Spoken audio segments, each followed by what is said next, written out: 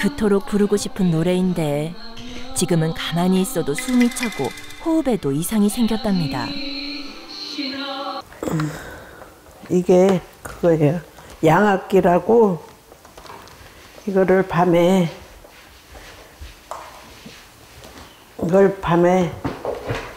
이렇게 전기 꼽아가지고.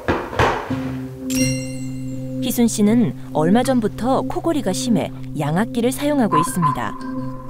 평소 아무리 많이 자도 늘 피곤해 허덕였다는 그녀.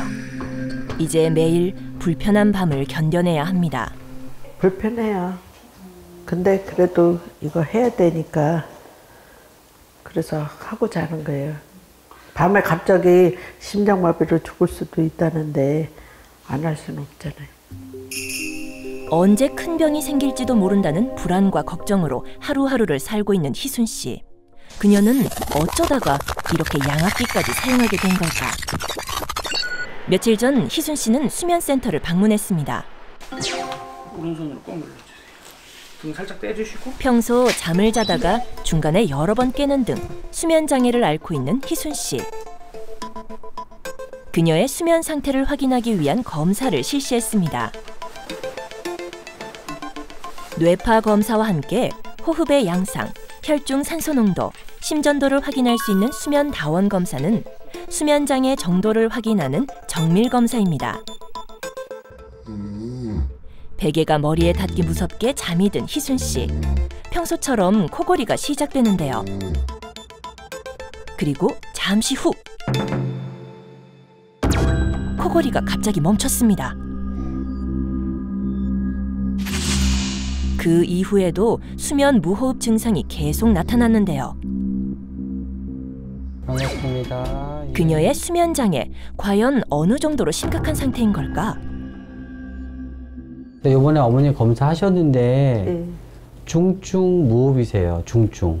중증은 뭐냐면 숨을 너무 안 쉬다 보니까 산소가 심장하고 뇌에 계속 안 가세요. 근데 이게 장기화되면 뇌에 산소 안 가는 거를 뇌경색이라고 그러거든요. 심장은 심근경색에 고위험자로 되는 거고요.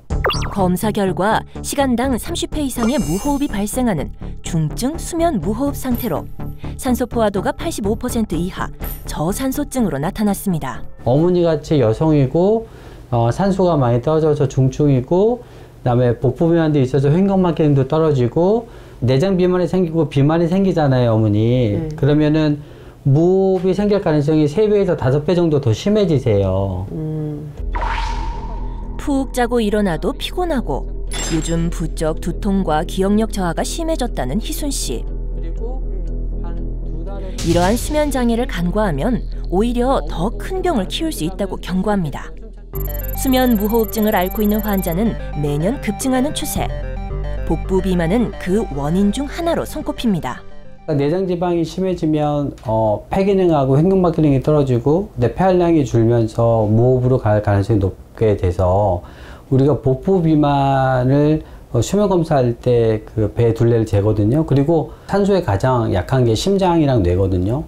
그래서 심장의 산소가 떨어지면 심근경색, 뇌는 뇌경색이 오니까 심장하고 뇌에서 올 수 있는 최악의 경우가 다 발생될 수가 있어요.